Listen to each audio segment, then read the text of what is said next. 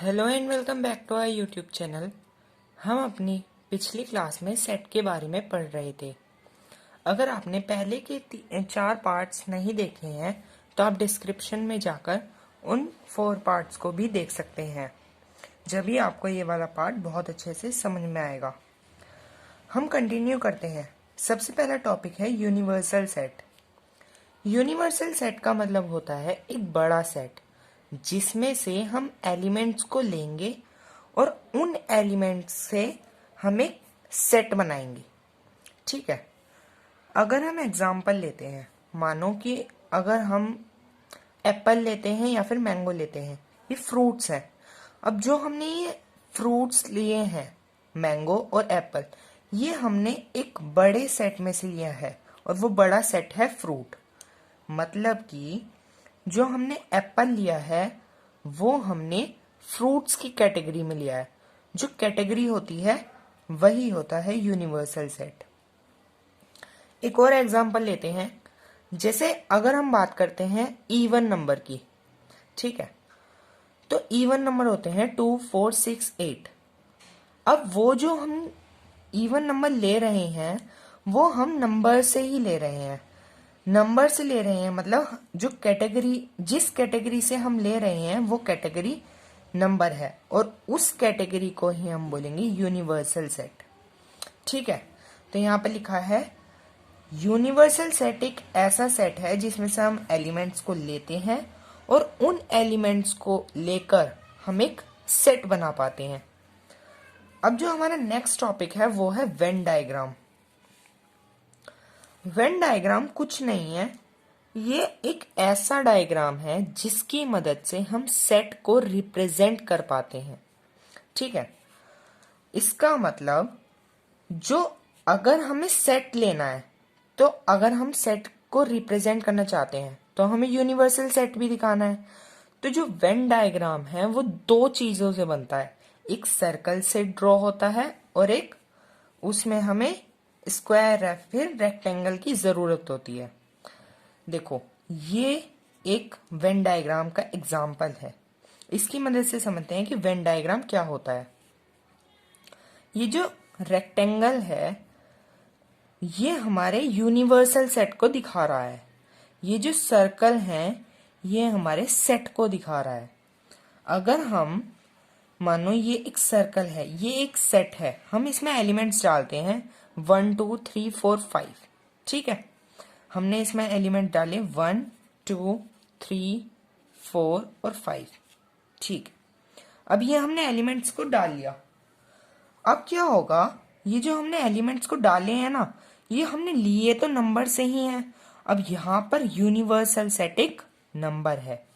Number से हमने कुछ एलिमेंट्स लिए और जो एलिमेंट्स लिए उनसे हमने एक सेट बना दिया। ठीक है, अब हम वेन डायग्राम्स को समझेंगे और इनके कुछ क्वेश्चंस करेंगे। जब भी हम वेन डायग्राम बनाते हैं, पहली बात यूनिवर्सल सेट होना बहुत जरूरी है। सर्कल हमारे सेट को दिखाएंगे और अगर हमारा डायग्राम कुछ ऐसा दिखता है, मतलब एक सेट लिया जो जिसको हमने नाम दिया A, दूसरा सेट लिया जिसको हमने नाम दिया B, और अगर वो एक दूसरे को पास करते हैं, मतलब कि ये रहा A, ठीक है, और ये रहा B, तो यहाँ पर ये दोनों पास हो रहे हैं, एक दूसरे में मिल गए हैं। ठीक है, इसका मतलब होता है कि कुछ एलिमेंट जो A में हैं वो B में भी हैं, या फिर हम कह सकते हैं जो यहाँ पर एलिमेंट आ रहे हैं वो B और A में कॉमन है। ठीक है, अगर नहीं समझ में आया हम इस चीज को एग्जाम्पल से समझते हैं। यहाँ पर मानो हमने सेट लिया A, उसमें हमने एलिमेंट्स को डाला 1, 2, 3, 4 और 5। ठीक है, फिर हमने एक और सेट लिया जिसको हमने नाम दिया B, 7, 3, 4, 9, 8। ठीक है, अब क्या होगा, A में 1, 2, 3, 4 और 5 है। ठीक है, हम लिख लेते हैं 1, 2, 3, 4 और 5, और इसमें है 7, 3, 4, 9, 8। इनमें A और B में 3 हमारा कॉमन है। इसका मतलब यहाँ पर जो कॉमन आया है, और 4 भी हमारा कॉमन है, तो जो ये कॉमन आए हैं ना, ये यहाँ पर लिखे जाएंगे। जहां पर ये दो सेट एक दूसरे को पास कर रहे हैं, मतलब ये वाला ए है, ये वाला बी, जहां पर ये वाले गैप में जहां ये एक दूसरे को पास कर रहे हैं, वहां पर हम इन दोनों सेट के कॉमन एलिमेंट्स को लिखते हैं। ठीक है, तो इसको अब हम दोबारा से समझेंगे। ये बेसिक है, अगर हमको बेसिक बहुत अच्छे से आएगा तो आगे हमें बिल्कुल प्रॉब्लम नहीं होगी। 1 2 3 4 5, ठीक है। अब हमें पता चल गया कि 3 और 4 कॉमन है, तो हम यहाँ पर 3 लिखेंगे और 4 भी लिख लेंगे। 3 और 4 ये हमारा कॉमन हो गया। जो ए में है, ए में क्या बचा, 1 2 और 5, ठीक है, तो यहाँ पर लिख देंगे 1 2 5। बी में क्या बचा, 7 9 8, यहाँ पर लिखेंगे 7 9 और 8, ठीक है। मतलब कि 3 और 4 वो एलिमेंट हैं जो दोनों में कॉमन आ रहे हैं। 1 2 5 सिर्फ ए में है, वो बी में नहीं है।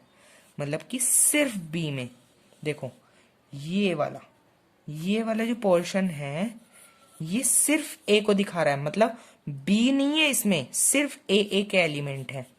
तो जो ए में है वो है 1 2 और 5। अब आते हैं हम बी पर। ये वाला एरिया जहां पर हमने ये बनाया है, ये वाला एरिया, सिर्फ ये वाला एरिया बी को दिखा रहा है। ठीक है, इतना हुआ क्लियर। और इसमें सिर्फ आएगा 7 9 और 8, क्योंकि वो ए में नहीं है। तो ये हो गया, ये वाला एरिया हमारा सिर्फ बी को दिखाता है। अब बात करते हैं हम ये वाले एरिया की, ये वाले एरिया की। इसका मतलब जो एलिमेंट दोनों में कॉमन है वो इसके बीच में आते हैं। ठीक है, अब हम आते हैं अपने नेक्स्ट वाले क्वेश्चन पर। यहां पर यूनिवर्सल सेट है और दो सेट दे रखे हैं, पर यहां पर देखो इन दोनों में कोई भी कॉमन पॉइंट नहीं है, मतलब कि ये ओवरलैपिंग है नहीं, और इसमें कुछ एलिमेंट है, इसमें कुछ एलिमेंट है, और इनमें एक भी एलिमेंट कॉमन नहीं है। क्योंकि अगर एलिमेंट कॉमन होते तो ये कुछ ऐसे होता। ठीक है, अब ये हमें कुछ ऐसे दिया, ए अलग बी अलग, इसका मतलब एक भी एलिमेंट कॉमन नहीं है। ठीक है, अब जो हमारा नेक्स्ट है वो हमारा ये वाला डायग्राम है। इस वीडियो में हम सिर्फ वेन डायग्राम्स को समझेंगे और फिर हम क्वेश्चंस को देखेंगे। अब ये है, यहां पर यूनिवर्सल सेट आ गया।